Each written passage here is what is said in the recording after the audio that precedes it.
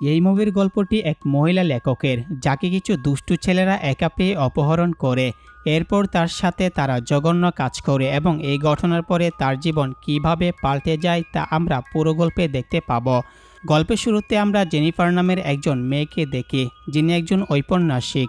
লেখালেখির জন্য তিনি শহরের বাইরে এক নির্জন এলাকায় থাকতে যাচ্ছেন, যেন তিনি তার উপন্যাসটি শেষ করতে পারেন। প্রথমে তিনি একটি দোকানে যান এবং আর্ল নামের একজন ব্যক্তির সাথে দেখা করেন। তিনি তাকে একটি কেবিনের চাবি দেন। আর্ল কেবিনটির মালিক হওয়ায় তিনি জেনিফারকে চাবি দেন এবং কেবিনের পথে যাওয়ার নির্দেশনা দেন। কিছু দূর যাওয়ার পর জেনিফার একটি পেট্রোল পাম্পে থামেন এবং সেখানে অ্যান্ডি এবং স্ট্যানলি নামে দুজন লোক তাকে ফেল করে তাকিয়ে দেখতে থাকে। এমন সময় জনি নামের একজন কর্মী আসে এবং জেনিফারকে সাহায্য করতে শুরু করে। জনি জিজ্ঞেস করে তিনি কোথায় থাকছেন। জেনিফার উত্তর দেন যে তিনি কাছাকাছি একটি কেবিনে থাকছেন। এরপর জেনিফার তাকে টাকা দেন। এমন সময় হঠাৎ করে তার পায়ে একটি বালতি লেগে যায় এবং জনির প্যান্ট ভিজে যায়। এটা দেখে জনির বন্ধুরা হাসতে থাকে। জেনিফার দুঃখ প্রকাশ করে এবং টাকা দিয়ে চলে যান। এরপর তিনি তার কেবিনে পৌঁছান, যা ঘন জঙ্গলের মধ্যে অবস্থিত। সেখানে যাওয়ার পর তিনি তার লেখালেখি শুরু করেন। রাতে যখন তিনি বন্ধুর সাথে ফোনে কথা বলছিলেন, হঠাৎ কিছু শব্দ শুনতে পান। শব্দ অনুসরণ করে তিনি কেবিনের অন্য একটি ঘরে যান, যেখানে দরজাটি খোলা ছিল। ভেতরে গিয়ে তিনি দেখতে পান বিভিন্ন ধরনের যন্ত্রপাতি এবং একটি বিষাক্ত গুঁড়ো ভর্তি কোটা। তিনি ঘরটি বন্ধ করে আবার তার কেবিনে ফিরে আসেন। তিনি আবার লেখালেখি শুরু করেন, কিন্তু ভুলবশত তার কাপড়ে বিয়ারের গ্লাস পড়ে যায়। এরপর তিনি ভেতরে যান কাপড় পরিষ্কার করতে। তখন তিনি জানালা দিয়ে দেখতে পান কেউ তাকে দেখছে। পরের দিন সকালে জেনিফার যখন জগিং করছিলেন, তখন তিনি জঙ্গলের মাঝখানে একটি পুরনো ছোট ঘর দেখতে পান। ঘরের ভেতরে গিয়ে তিনি দেখেন যে ঘরটি একদম খালি এবং সেখানে কেউ নেই। এরপর জেনিফার তার কেবিনে ফিরে আসে এবং ওয়াশরুমে যায়, কিন্তু যখন সে কলটি চালু করে তখন সেখানে পানি আসে না। তাই সে সাহায্যের জন্য ফোন করে এবং ম্যাথিউ নামে একজন লোক পাইপ ঠিক করতে আসে। পাইপ ঠিক হয়ে গেলে জেনিফার খুশি হয়ে ম্যাথিউর গালে একটি চুমুকে ধন্যবাদ জানায়। ম্যাথিউ একটু সরল প্রকৃতির মানুষ, তাই লজ্জা পেয়ে দ্রুত সেখান থেকে চলে যায়। সন্ধ্যায় ম্যাথিউ তার বন্ধু স্ট্যানলে, অ্যান্ডি এবং জনির সাথে মাছ ধরতে যায়। সেখানে সে বলে যে শহরের সে মেয়েটি তাকে গালে চুমু খেয়েছে। এটা শুনে জনি হতাশ হয় এবং বলে এটা অসম্ভব। তখন স্ট্যানলে তার ক্যামেরায় জেনিফারের একটি ভিডিও জনিকে দেখায়, যা প্রমাণ করে যে স্ট্যানলে জানালা দিয়ে তাকে দেখছিল। এটি দেখে জনির মনে খারাপ উদ্দেশ্য জন্ম নেয় এবং সে জেনিফার সম্পর্কে খারাপ মন্তব্য করতে শুরু করে।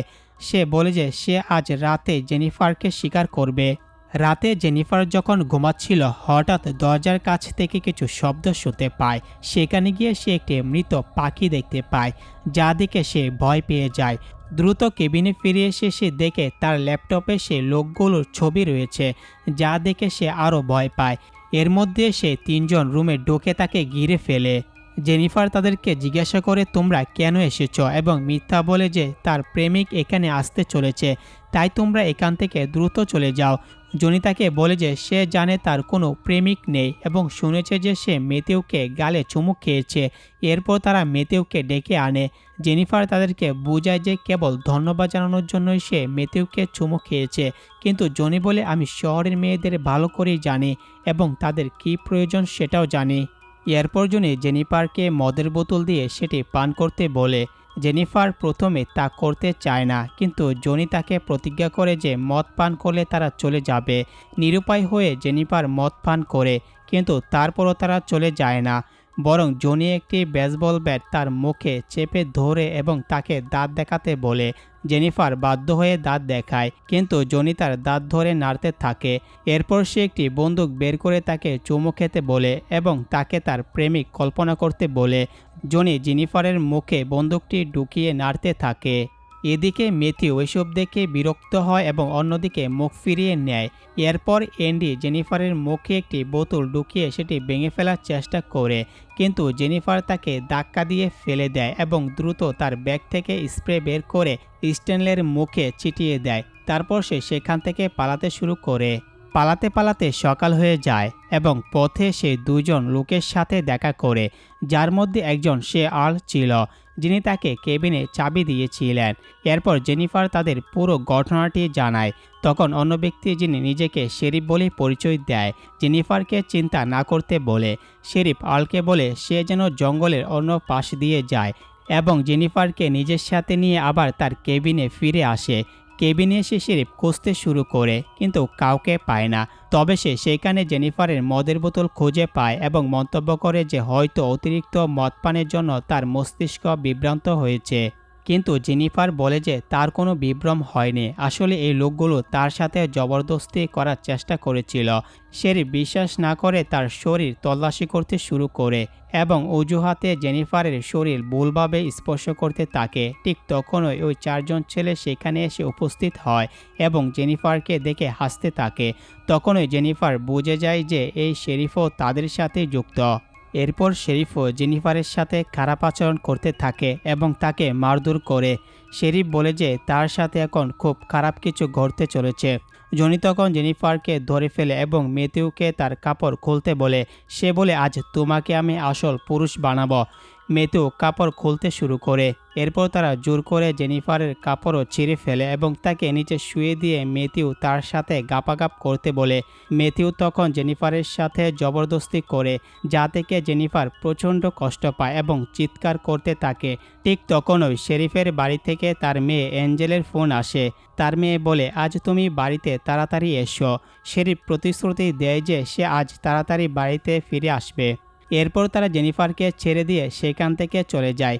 তাদের চলে যাওয়ার পর জেনিফার কোনোভাবে উঠে দাঁড়ায় এবং ওই অবস্থায় সেখান থেকে পালাতে চেষ্টা করে।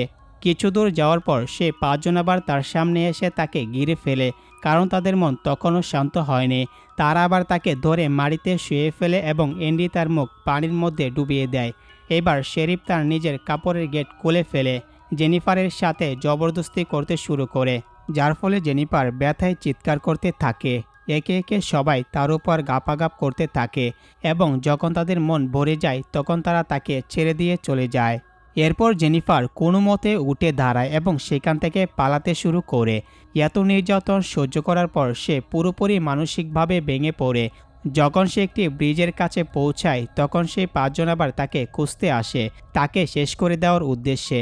ঠিক তখনই জেনিফার পানিতে লাফিয়ে পড়ে। তারা পানিতে তাকিয়ে দেখে কিন্তু জেনিফারকে কোথাও খুঁজে পায় না।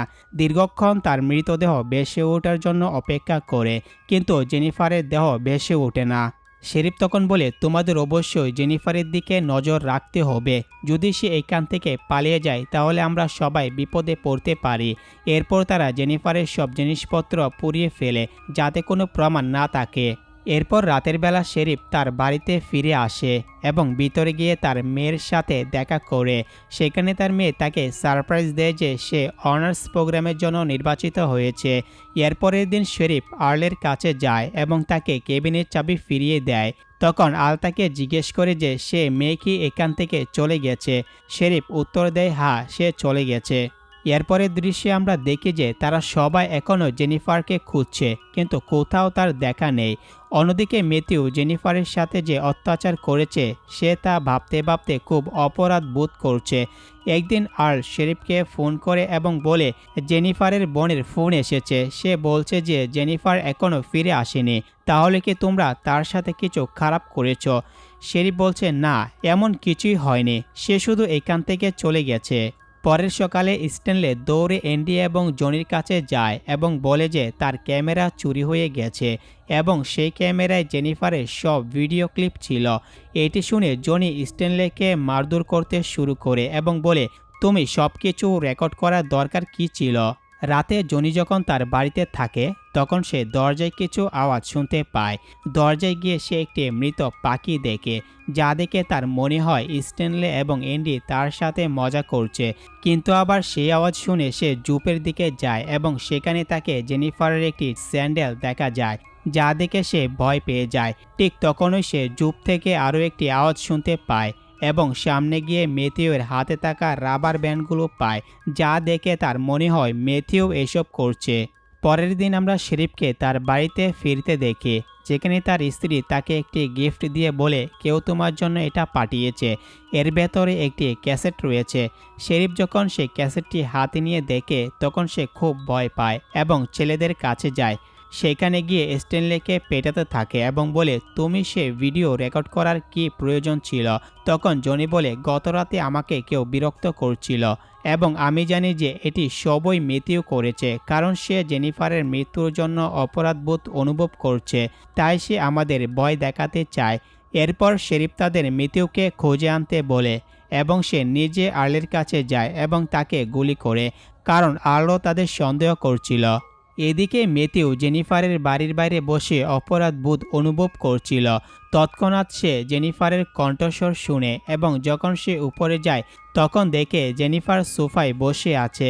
সে তাকে কাছে ডাকে এবং বলে আমি জানি তুমি অপরাধ বোধ অনুভব করছো। তখন ম্যাথিউ জেনিফারের কাছে ক্ষমা চাইতে শুরু করে এবং বলে আমি ইচ্ছে করে তোমার সাথে এমন কিছু করিনি, কিন্তু জেনিফার তার গলায় একটি রশি দিয়ে জোরে টেনে ধরতে শুরু করে, যার ফলে ম্যাথিউ অজ্ঞান হয়ে যায়। এদিকে অ্যান্ডি এবং স্ট্যানলি ম্যাথিউকে খুঁজছে এবং খুঁজতে খুঁজতে অ্যান্ডি একটি নির্জন বাড়ির ভেতরে প্রবেশ করে, যেখানে সে একটি গদি দেখে।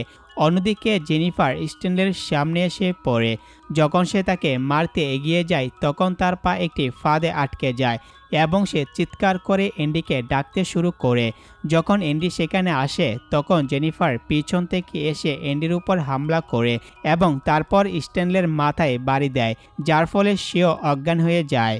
এখন যখন অ্যান্ডি চোখ খুলে তখন সে নিজেকে একটি কাঠের সাহায্যে একটি বাথটাবে শুয়ে থাকতে দেখে। তখন জেনিফার পানি চালু করে সেই টবটি ভর্তি করতে শুরু করে। অন্যদিকে স্ট্যানলিকে একটি গাছের সঙ্গে বেঁধে তার সামনে একটি ইঁদুর ফেলে দিয়ে তার ভিডিও রেকর্ড করতে থাকে এবং তার ব্রণে একটি মাছ ধরার হুক লাগিয়ে সে সুতা গাছের সঙ্গে বেঁধে দেয় যাতে সে চোখ না কাঁপাতে পারে। তারপর জেনিফার অ্যান্ডির কাছে যায়। অর্থাৎ মজার বিষয় হলো জেনিফার দুজনকে একসাথে মারছে এবং তারা কাছাকাছি রয়েছে। এখন জেনিফার অ্যান্ডির কাছে আসে, কিন্তু অ্যান্ডি তার কাছে ক্ষমা চাইতে থাকে। তখন জেনিফার বলে আমি কিন্তু তোমাদের সামনে এরকম গিটগিটিয়ে এসেছিলাম, কিন্তু তোমরা কেউ আমার কথাই শুনোনি এবং সবাই মিলে আমার সুবিধা নিয়েছিলে। এরপর সে স্ট্যানলির মুখ জলে ডুবিয়ে দিয়ে বলছে আমি তোমাকে খুব খারাপভাবে দুনিয়া থেকে সরিয়ে দিতে যাচ্ছি। এরপর সে স্ট্যানলির কাছে গিয়ে একটি মাছের পেট ফাড়া দিয়ে তার মাংস বের করে স্ট্যানলির চোখে ঢেলে দেয়। তারপর সে অ্যান্ডির কাছে গিয়ে তার পানিতে বিষাক্ত পাউডার মিশিয়ে দেয় এবং তার নিচ থেকে একটি কাঠ বের করে দেয় যাতে অ্যান্ডি সেই পানিতে চলে যায় এবং তার মুখ পুড়ে যায়। এদিকে স্ট্যানলির কাছে কিছু পাখি এসে তার চোখে লাগানো মাংস খেতে শুরু করে এবং তার চোখগুলো বের করে নিয়ে যায়, ফলে তার খুব খারাপভাবে মৃত্যু হয়। এইভাবে সে তাদের দুজনকে ওপারে পাঠিয়ে দেয়। এরপর জেনিফার একটি পেট্রোল পাম্পে যায়, যেখানে সে জনির উপর হামলা করে তাকে কিডন্যাপ করে। তারপরে যখন জনির চোখ খুলে তখন সে নিজেকে কাপড়হীন অবস্থায় বাধা দেখতে পায় এবং জেনিফারকে সামনে দেখে হতবাক হয়ে যায়। এরপর জেনিফার তাকে জিজ্ঞেস করে তুমি জানো আমি তোমার সঙ্গে কি করতে চলেছি? এই বলে সে একে একে তার সব দাঁত বের করে দেয়, যার ফলে জনির খুব ব্যথা হয় এবং সে জেনিফারকে বকতে শুরু করে। এটা শুনে জেনিফার বলে তোমার মর্দানিগিরি নিয়ে খুব অহংকার তাই না? আজ থেকে এটা থাকবে না, কারণ আমি তোমার মর্দানিগিরি উপড়ে ফেলতে চলেছি। এটা বলে সে একটি কাঁচি দিয়ে জনির সম্পদ কেটে দেয় এবং সেটি তার মুখে ঢুকিয়ে দেয়, যার ফলে জনি খুব চিৎকার করতে থাকে এবং সেখানেই শেষ। এদিকে শেরিফ যখন তার কাজে থাকে তখন তার স্ত্রী তাকে কল করে জানায় যে তাদের মেয়ে অ্যাঞ্জেলের একটি শিক্ষিকা এসেছেন। তখন অ্যাঞ্জেলো শেরিফকে জানায় যে তার শিক্ষিকা খুব ভালো, সে তাকে একটি খেলার মাঠে নিয়ে যাবে, কিন্তু শেরিফ তাকে বলে তোমার শিক্ষিকার সঙ্গে আমার কথা বলাও। এরপর আমরা দেখি যে শিক্ষিকা আসলে অন্য কেউ নয়, বরং জেনিফারই। সে সেখানে ভুয়া শিক্ষিকার ছদ্মবেশে এসেছে। এরপর জেনিফার যখন শেরিফকে তার নাম বলে তখন সে শুনে হতবাক হয়ে যায় এবং জেনিফারকে বলে দয়া করে আমার মেয়েকে ক্ষতি করো না। এরপর জেনিফার ফোন কেটে দেয় এবং তার মেয়েকে নিয়ে চলে যায়। যখন শেরিফ বাড়ি ফিরে আসে তখন তার স্ত্রী তাকে জানায় যে তার শিক্ষিকা অ্যাঞ্জেলকে খেলার মাঠে নিয়ে গেছে। এখন শেরিফ দ্রুত প্লেগ্রাউন্ডে পৌঁছায় এবং তার মেয়েকে সেখানে খুঁজতে থাকে, কিন্তু তাকে সেখানে খুঁজে পায় না। তাই সে আবার গাড়িতে ওঠার চেষ্টা করে, কিন্তু তখনই জেনিফার পেছন থেকে তার উপর হামলা করে এবং তাকে নিজের সঙ্গে নিয়ে যায়। যখন শেরিফের চোখ খুলে তখন সে নিজেকে বাঁধা অবস্থায় পায় এবং তার পেছনে জেনিফার একটি শটগান রেখেছে। শেরিফ যন্ত্রণায় কাতরাতে কাতরাতে জেনিফারকে বলে, দয়া করে আমাকে মারো না, আমাকে এখান থেকে যেতে দাও। তখন জেনিফার সে শটগান আরও গভীরে ঢোকাতে শুরু করে এবং বলে, আমিও ঠিক এমনই অনুভব করেছিলাম যখন তোমরা সবাই দানবের মতো আমার সঙ্গে জবরদস্তি করেছিলে। এরপর শেরিফ জানতে চায়, তুমি আমার মেয়ের সাথে কি করেছ? জেনিফার উত্তর দেয়, তোমার মেয়ে তো খুব তরুণ এবং সুন্দর, যদি কেউ তার সাথে জবরদস্তি করে তাহলে তার কেমন লাগবে? শেরিফ বলে, যে আমার মেয়ের সঙ্গে এমন করবে আমি তাকে মেরে ফেলব। জেনিফার তখন বলে, আমি ঠিক একই শাস্তি তোমাকে দিতে যাচ্ছি, কারণ তুমি অন্য একজনের মেয়ের সাথে একই কাজ করেছিলে। এরপর জেনিফার শটগানের ট্রিগারে একটি রশি বেঁধে টাইট করে অন্য প্রান্ত ম্যাথিউর হাতে বেঁধে দেয়, যে ঠিক শেরিফের সামনে অচেতন অবস্থায় পড়েছিল। তারপর সে শেরিফকে বলে, যখন ম্যাথিউর জ্ঞান ফিরে পাবে তখন তোমরা দুজনই মারা যাবে, এবং বাইরে গিয়ে বসে পড়ে। কিছুক্ষণ পর ম্যাথিউর জ্ঞান ফিরে পায় এবং শেরিফকে দেখে হতবাক হয়ে যায়। শেরিফ তাকে বলে, একদম নড়ো না, কিন্তু ম্যাথিউ তার হাত নড়ায়, যার ফলে শটগানটি চলে যায় এবং গুলি শেরিফের পেছন দিয়ে চিরে এসে সামনে ম্যাথিউকে লাগে, ফলে শেরিফ ও ম্যাথিউ দুজনেই সেখানে মারা যায়। এরপর আমরা জেনিফারকে দেখি যে এসব দানবদের ভয়াবহভাবে উপরে পাঠিয়ে দেয়। তার প্রতিশোধ নেওয়ার পর খুব খুশি, এবং এই দৃশ্যের মাধ্যমে এই গল্প এখানে শেষ হয়।